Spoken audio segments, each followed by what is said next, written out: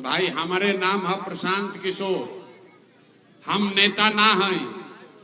रवाइल बानी एजा सभा में सुने कि कोई नेता आई या कही कि हमनी के वोट रउआ सब दी जा, हमनी के आवल जाई तो राउर सब व्यवस्था ठीक हो जाई। हमरा से पहले 2-3 आदमी बोलल है, तो लोग कहता कि भाई अब क्या हाली प्रशांत किशोर के मदद कल जाओ तो हमने क्या आवल जाए तो पलायन दूर हो जाए। हम आपको बता रहे हैं हमारे आने से कुछ नहीं होगा। ये झूठ बोल रहे हैं, कि हमारा पार्टी का नेता लोग भी झूठ बोल रहा है। ए भाई, जो आता है यही कहता है कि हमरा के वोट दे दो, हम आई न तो सब काम में कर दे। तो जैसे पहले के नेता लोग ठगल, वैसे ही अब नया दल आइल बा जन सुराज। तो एक का गारंटी बा कि हमनी के रवा के ना ठगल जाए? अरे इसका क्या गारंटी है? वोट से पहले तो सब आदमी बढ़िया बतियाता है, दूसरा दल से रवा कितना जीवन में बढ़िया बढ़िया भाषण सुन ले होकर, लेकिन आज तक आपका जीवन नहीं बदला। इसीलिए हम वोट नहीं मांगते हैं। ये वोट मांगने का अभियान नहीं है। अगर आप हम पर भरोसा करके हमको वोट दीजिएगा तो इसका कोई गारंटी नहीं है कि हम आपके साथ धोखा नहीं करेंगे। इसलिए वोट नहीं मांगेंगे। लेकिन अभी 15 मिनट में आपको एक रास्ता सिखाएंगे, गरीबी से निकलने का रास्ता। अगर ओकरा के रउआ सीख ली ही तो ओकरा बाद जकरा के मन होके ओकरा के वोट दी। जिसको मन है उसको वोट दीजिए, लेकिन जो रास्ता बताएंगे वैसे दीजिएगा। तो और कुछ हो या ना हो, आपके बच्चे के लिए बढ़िया रोजगार पढ़ाई का व्यवस्था यहीं बिहार में गोपालगंज में हो जाएगा। और अगर ना होके, अगर व्यवस्था ना होके साल भर के अंदर, तो नेताजी के ना, मुखिया विधायक सांसद के ना, अपन बेटा अपन भाई प्रशांत किशोर का गला पकड़िएगा। तो जकरा जकरा रास्ता सीखे के बाद अब अंगुआए के नहीं खे, कथा नहीं खे सुने के, भाषण हो गई खत्म। अब आपको सीखने का, जैसे क्लास में, जैसे स्कूल में रवा कभी जीवन में गई रही, अब मास्टर साहब सवाल जवाब करत रहन, वैसे ही आपसे 3 गो सवाल पूछा जाएगा। अब सब आदमी के हाथ उठा के जवाब देवे के बाद, हाँ चाहे ना खाली बोले के बाद। अभी 15 मिनट में रहुआ दिखी अपना आंख के सामने कि आखिर इतना गरीबी के बदहाली के कारण का बा और एकरा से निकले के रास्ता उपाय का बा। 15 मिनट में ही रास्ता सीख लेवे के बाद अगर ठीक लागी तो रास्ता पकड़ लिया, आ ना ठीक लागी तो जैसे जिंदगी चलता वैसे ही चलाई, कोनो दिक्कत नहीं थे। लेकिन जवाब सबके देवे के बाद हम 2 बार गर्दन ना फाड़ो। जब सवाल पूछे तो हाथ उठाकर हाँ या ना बोलना है। जितने लोग यहाँ हथुआ के इस मैदान में आए हैं, सब आदमी तनी सोच के बताई, आपके गांव पंचायत में और कुछ हो या ना हो, आप सभी के बच्चों के लिए, आपके बच्चों के लिए बढ़िया रोजगार और पढ़ाई का व्यवस्था होना चाहिए कि नहीं होना चाहिए? एक एक आदमी के हाथ उठे के चाहिए। सब कहानी बा, हाथ उठाइए और बताइए होना चाहिए कि नहीं होना चाहिए। जोर से बोलिए, होना चाहिए कि नहीं होना चाहिए? होके के चाहिए। देखिए जाके आदमी कितना समझदार बा। सारे लोगों ने कहा कि भैया पढ़ाई या रोजगार तो हो कहीं के चाहिए, हम ना सिखाई नहीं। आप चाहे पढ़े लिखे हैं या अनपढ़, हिंदू हैं या मुसलमान, अगड़े हैं या पिछड़े, अमीर हैं या गरीब, महिला है या पुरुष, युवा है या बुजुर्ग, सबने कहा कि न भैया पढ़ाई या रोजगार तो हो कहीं के चाहिए। आपने हमने वोट दिया हिंदू मुसलमान बनके, सब हिंदू लोग कहे कि भैया हमरा दशा कुछो हो, पहले अयोध्या में राम जी का मंदिर बन जाना चाहिए। तो आपके गांव में नाली गली नहीं बना, स्कूल अस्पताल नहीं हुआ, आपको इंदिरा आवास नहीं मिला, यहाँ पर गोपालगंज में चीनी का फैक्ट्री चालू नहीं हुआ, लेकिन आपके वोट से अयोध्या में राम जी का मंदिर बना है कि नहीं बना है? अरे सबके बोले के बाद हथवा उठा के मंदिर बना है कि नहीं बना है? हमने वोट दिया नीतीश कुमार को बिजली के लिए। लोगों ने कहा कि बिहार में हमने के बिजली पानी सड़क चाहिए। लालू जी के जंगल राज में बिहार में बिजली पानी सड़क नहीं था, तो नीतीश के बिहार में इसी भ्रष्टाचार वाले राज में बिजली का बिल 1000 आए चाहे 5000, घरे घरे बिजली आया है कि नहीं आया है? बिजली आई बा कि नहीं खे आई? तो 2 बार हिलैला पक्का है बोला तड़ा जा भैया, बोला बिजली आई बा कि नहीं खे आई? हमने वोट दिया जाति के नाम पर, अपने जात के नेता को। बिहार में आदमी कहता है जी ही चाहे मर जाए, अपना जाते वाला के वोट दे।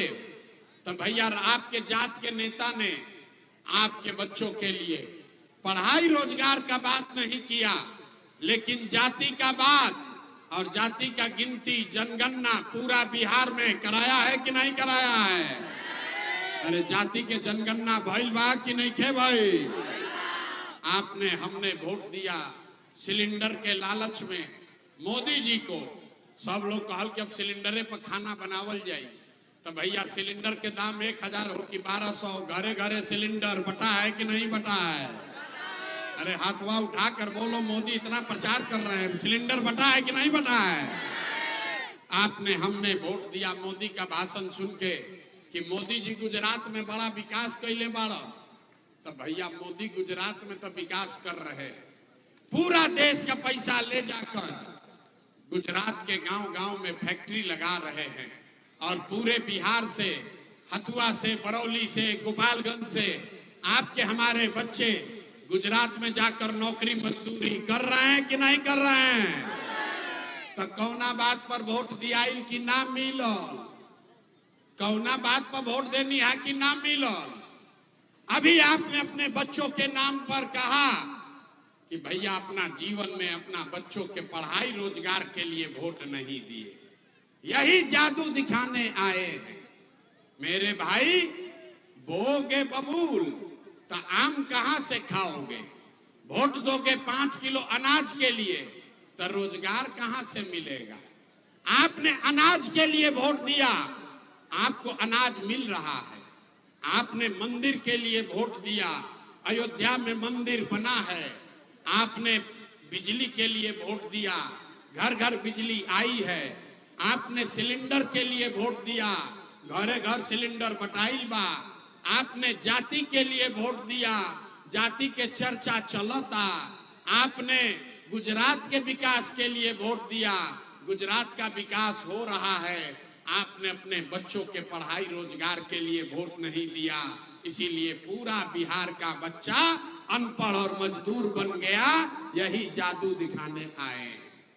वोट नहीं मांगते, वोट ना मांगी। गाँव गाँव जाके लोग के हाथ जोड़ा तानी 3 बरिस से एक ही बात समझा रहे हैं। मेरे भाई, अगर आप अपना और अपने बच्चों का चिंता नहीं करोगे तो दुनिया में कोई नेता, कोई दल आपके बच्चे का चिंता नहीं करेगा। काहे करेगा? जब आपको अपने बच्चे का चिंता ही नहीं है तो लालू, नीतीश, मोदी या प्रशांत किशोर आपके बच्चे का चिंता क्यों करेंगे? अब अभी आपको दिखाएंगे आपके बर्बादी का असली कारण, और उसके बाद गरीबी से निकलने का एक रास्ता मंत्र सिखाएंगे। अब अंतिम सवाल का जवाब देना है, फिर आपको दिखेगा कि हाथ क्यों उठवाते हैं। सब आदमी एक बार हाथ उठाकर बताएगा, और कुछ हो या ना हो, आपको अपने बच्चों की चिंता है कि नहीं है? दोनों हाथ उठाकर बताइए, अपने बच्चों की चिंता है कि नहीं है? जरा जोर से बोलो भाई, मुंह खोलकर बोलो, है कि नहीं है? है। सबका सब झूठ बोल रहा, पूरा हथुआ क्या लोग। हम वो नेता नहीं है यहाँ के हाथ जोड़ो कहो कि भाग्य विधाता बानी। आपके मुंह पर कह रहे हैं, सबका सब झूठ बोल रहे हैं। अभी दिखाते हैं। आपने हाथ उठाया, हाथ उठा के सब कोई कहल कि हमने क्या अपन लइकन के बड़ा चिंता बा। मेरे भाई अभी आपके गांव में आए हैं, पिछला 2 बरस से 5000 गांव में पैदल चल के गए, आज आपके गांव में आए हैं। रास्ता में अगर 100 गो बच्चा मिला, रास्ता में अगर आपका 100 बच्चा मिला है आपके इलाके का, समाज का, आधे से ज्यादा आपके बच्चों के शरीर पर शुद्ध कपड़ा नहीं दिखा है। जितना छोटा बच्चा यहाँ घूम रहा है देख लीजिए, ज्यादातर बच्चों के पैर में हवाई चप्पल भी नसीब नहीं है। लोग से पूछते हैं कि भैया अपना बच्चा का क्या हाल किए हो, कपड़ा काहे नहीं पहनाते हो, चप्पल क्यों नहीं खरीदा है। लोग बता रहे हैं कि भैया इतना गरीब हैं, इतना गरीब हैं कि कहां से लड़का को कपड़ा पहनाएं, कैसे चप्पल खरीदे, कहां से खाना खिलाएं, कैसे पढ़ाएं।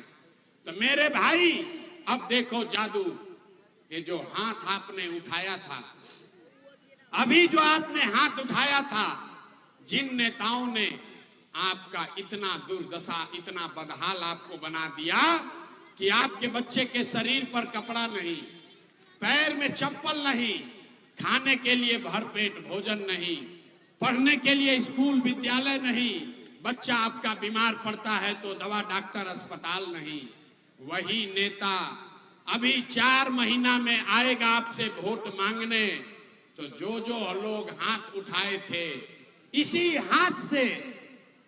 हाथ से जाति के नाम पर 500 रुपया के लालच में मुर्गा भात खाकर, हिंदू मुसलमान का नारा लगाकर, मेरे भाई इसी हाथ से उसी नेता को बटन दबा के राजा बनाओगे। और यहाँ कहता है कि बच्चे के लिए बड़ा चिंता, इसीलिए हथवा उठवा रहे थे। आपके हाथ में ही वो ताकत है। इसी हाथ से जिन लोगों ने आपके बच्चों का ये दुर्दशा किया है, उसी नेता को वोट देके राजा बनाते हो और यहाँ कहते हैं कि बच्चा के लिए बड़ा चिंता है। अरे भाई, बच्चा का चिंता क्या होता है ये सीखना है तो एक बार लालू जी को देखिए। लालू जी को अपने बच्चे का चिंता है। लालू जी का लड़का 9वां पास नहीं किया, लेकिन लालू जी को चिंता है कि हमारा लड़का बिहार का राजा बने। हम ये बात कहता नहीं तो बहुत आदमी के बुझाता कि हम लालू जी के शिकायत करता नहीं, हम तो लालू जी का तारीफ कर रहे हैं।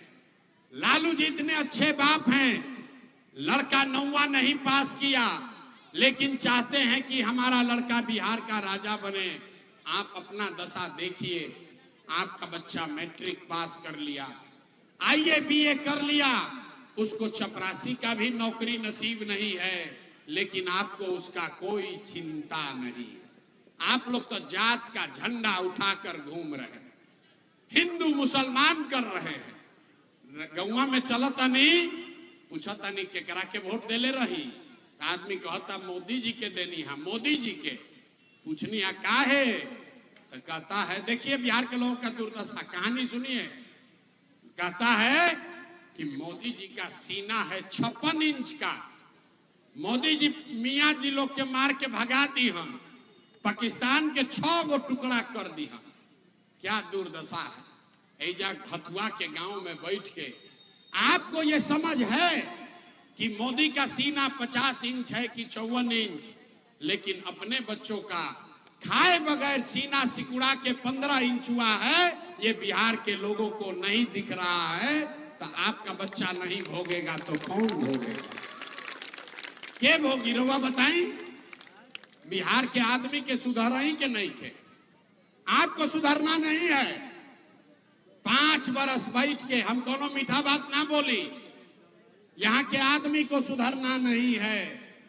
5 बरस बैठ के रोता है, नरक का जिंदगी जी रहा है। ए भैया पढ़ाई नहीं खे, ए भैया नाली गली नहीं खे, ए भैया खाए के नहीं खे, ए भैया बड़ा भ्रष्टाचार बा, ए भैया बाल बच्चा बाहर कमाए गई बा। आज जैसे ही चुनाव आई, जहिया वोट आई कि सब बात भूला जाए। वोट के दिन खाली यह दिखी कि हमरा जात के खड़ा बा, चलो रे भाई अपना जात वाला के वोट दियाई, आ जात से बची हन तो जे 5 किलो भात खियलस मुर्गा भात ओकरे के वोट दे दिल, तो राउर दुर्दशा नाश हुई तो केकर दुर्दशा हुई। यही बात बताने आए मेरे भाई। अगर सुधरना है तो प्रशांत किशोर नहीं सुधार सकते हैं। लोग कहता कि भैया विकल्प ना रहे, अब रउआ आइल बानी, रउआ एगो दल बनाई ले बानी, आप आए हैं, आप सुधारिए, हम आपको हाथ जोड़ रहे हैं। एगो प्रशांत किशोर को छोड़िए, अगर 10 गो प्रशांत किशोर आ जाइहन तब वो बिहार सुधरे वाला नहीं थे। जब तक आप नहीं सुधरिएगा, जब तक बिहार के लोग नहीं सुधरेंगे, तब तक कुछ नहीं सुधर सकता है। सुधरिए नहीं सकता है। हम कैसे सुधार दे? आदमी नेता के कहो तो हम सुधार दे। अरे भाई जब लोगे सुधरे के नहीं थे तैयार, आदमी कहो तो गौवा में ये भैया बड़ा भ्रष्टाचार बा, मुखिया जी तो लूटा तड़, नाली गली ना बनैल, ए भैया मुखिया जी राशन कार्ड में पैसा मांगत तड़, ए भैया हमने के तो 400 पेंशन मिलता। अरे भाई जब मुखिया के विधायक के चुनाव होता तब 500-500 रुपया लेके वोट दिए आप, मुर्गा भात खा के जात के नाम पर वोट दिए आप, 2-2 गो पाउच पीकर वोट का सौदा किए आप, तो आपका मुखिया विधायक चोर नहीं होगा तो हरिश्चंद्र होगा। अरे बिहार के आदमी के तो चोरियों नहीं के करे आओ। अरे ये भी नहीं बुझा रहा है कि जो विधायक और मुखिया 500 रुपया लेकर आप वोट देते हैं, वही जब जीत कर आता है तो आपके और आपके बच्चों के हलक में उंगली डाल के 5,000-10,000 घूस लेता है, और आप बाप बाप चिल्लाते हैं कि बिहार में बड़ा भ्रष्टाचार बा। तो जहिया 500 रुपया लेके वोट दियाइल रहे, वो दिन भ्रष्टाचार ना बुझात रहे। बिहार में सब आदमी सोचता कि हम लूट के अपन घर भर ली, बाकी सब ईमानदार हो जाओ। ये कभी हो सकता है? ये नहीं हो सकता है। हमको मालूम है कि आप सुधरिएगा नहीं, इसीलिए आपको एक मंत्र भी सिखाएंगे। एक मंत्र सीखिए और आपका गरीबी खत्म होने का सिलसिला शुरू हो जाएगा। एक बार सारे लोग समझकर 2 संकल्प लेंगे।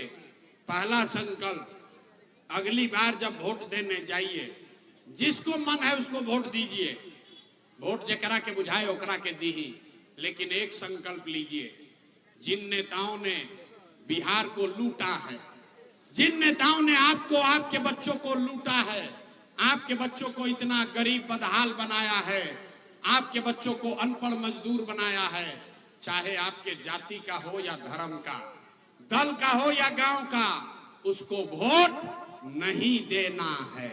तो सब आदमी हाथ उठाकर संकल्प लीजिए।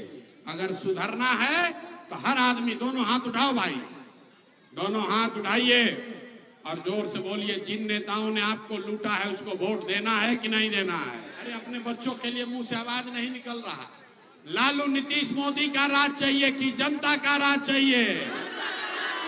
जनता का राज चाहिए तो इस बार वोट अपने बच्चों के लिए देना है, यही बात बताने आए हैं। और अगर ये बात मान लिए, अगर आपने झूठा संकल्प नहीं लिया है तो लिख के ले लीजिए। अब की हाली जब रवा दिवाली या छठ मनाई, अब की हाली दिवाली या छठ मनी, तो आपके जीवन का, बिहार के बदहाली का ये अंतिम दिवाली और छठ होने जा रहा है। क्योंकि छठ के बाद जब ये आपका जनता का राज बनेगा तो आपकी गरीबी और बदहाली खत्म होने का सिलसिला शुरू हो जाएगा। ये आपको अपने बात पर लेकिन कायम रहना है। अब सब आदमी बताइए, नीतीश कुमार के अब रखे के बाद कि हटावे के बाद? ना, सबके बोले के बाद, हम ऐसे ऐसा नहीं करेंगे, जोर से बोले के बाद। नीतीश कुमार को रखना है कि हटाना है? जोर से बोलो भाई, नीतीश कुमार को रखना है कि हटाना है? नीतीश कुमार को रखना है कि हटाना है? ना, आवाज नहीं आया। नीतीश के रखे के बाद कि हटावे के बाद? नीतीश कुमार रहियन की जय हन, नीतीश कुमार रहियन की जय हन। अब मोदी आके कहियन कि वोट दे दिया तो दिया जाए, मोदी आकर कहेंगे कि वोट दे दीजिए तो दे दीजिएगा। काहे नहीं दीजिएगा? हमसे सीखिए, बिना बिना समझे कोई बात मत करो। मोदी को वोट क्यों नहीं देना है समझिए। आप बताइए, वोट बिहार का तो फैक्ट्री बिहार में लगना चाहिए कि गुजरात में लगना चाहिए? सबको बोलना है भैया, वोट बिहार का तो फैक्ट्री बिहार में लगना चाहिए कि गुजरात में लगना चाहिए? फैक्ट्री बिहार में कि गुजरात में? अरे जितना मोदी का भक्त लोग बैठा है, सब में दम है तो बताइए, 15 बरस में मोदी ने फैक्ट्री कहां लगाया, बिहार में कि गुजरात में? चुपचाप ना रहिए, बोले के पड़ी, मोदी मोदी कह के वोट दिया ही बा। अब दम है तो बोलो, 15 बरस में मोदी ने फैक्ट्री कहां लगाया, बिहार में कि गुजरात में?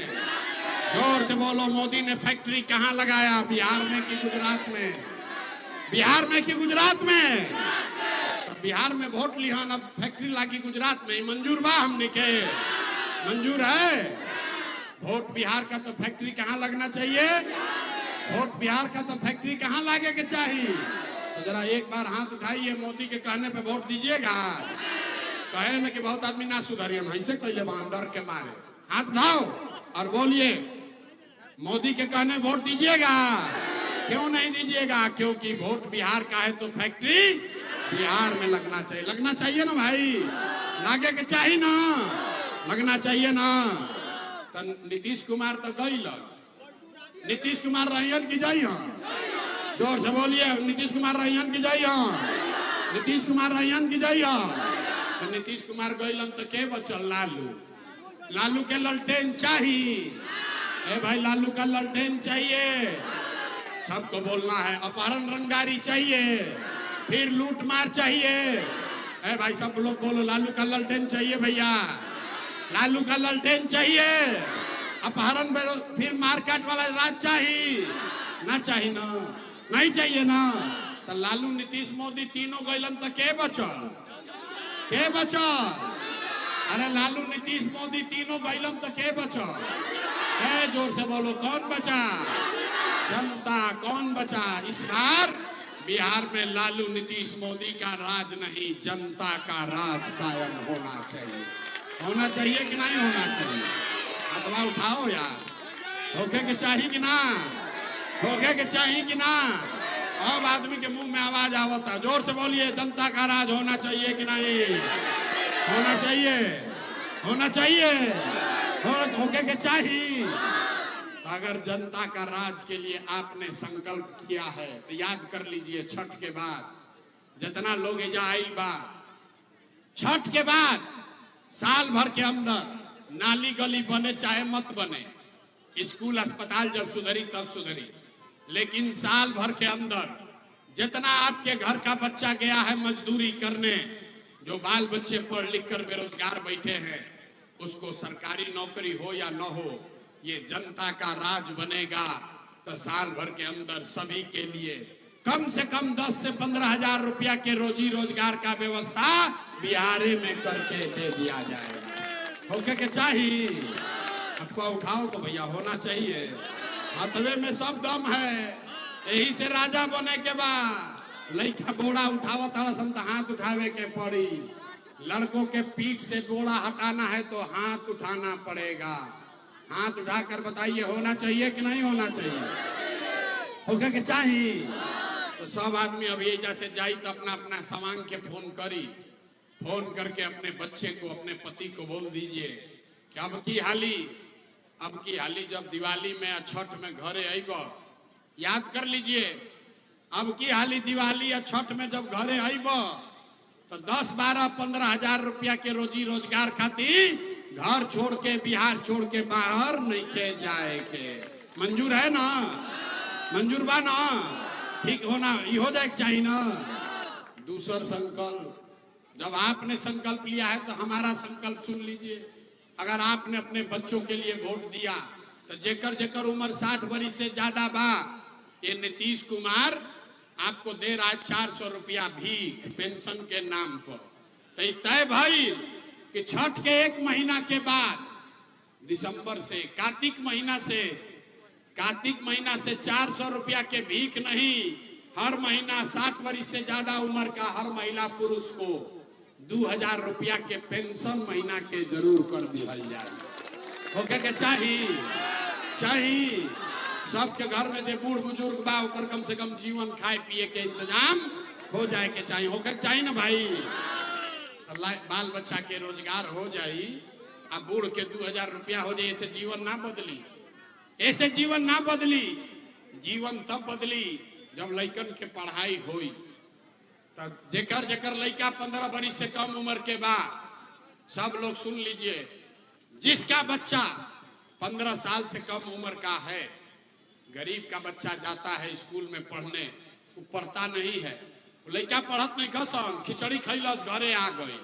तो तय हुआ कि दिसंबर से जब आप अपने बच्चों के लिए वोट देंगे, तो दिसंबर महीना से गरीब का बच्चा भी, जब तक सरकारी स्कूल नहीं सुधरेगा, आप अपने बच्चा को प्राइवेट अंग्रेजी स्कूल में भेजिए। स्कूल भेजने का फीस और खर्चा सरकार के ओर से भरा जाएगा, ताकि गरीब से गरीब का बच्चा भी अंग्रेजी स्कूल में पढ़ सके। होगा के चाहिए कि ना? यानी एक बार सब महिला लोग बताइए, आपका बच्चा अगर अंग्रेजी स्कूल में पढ़ेगा अच्छा लगेगा कि नहीं लगेगा? होगा के चाहिए कि ना? होगा के चाहिए ना? तो हम रुआ से वोट मांगने ना, पैसा चंदा हम ली ना, लेकिन मांगे आइल बानी राउर आशीर्वाद। अगर बात ठीक बुझाइल होके तो और कुछ नहीं, एक बार हाथ उठाकर आशीर्वाद दीजिए, दुआ दीजिए और बताइए ईमानदारी से, ये प्रयास होना चाहिए कि नहीं होना चाहिए? आवाज नहीं आया। ये प्रयास होना चाहिए कि नहीं होना चाहिए? बिहार में बदलाव होना चाहिए कि नहीं होना चाहिए? ये भ्रष्टाचारियों को हटाकर फेंकना चाहिए कि नहीं फेंकना चाहिए? फेंके के चाहिए ना भाई? बिहार में जनता का राज कायम होना चाहिए कि नहीं होना चाहिए? होके के चाहिए तो एक बार पूरा ताकत से बोलिए, जय बिहार।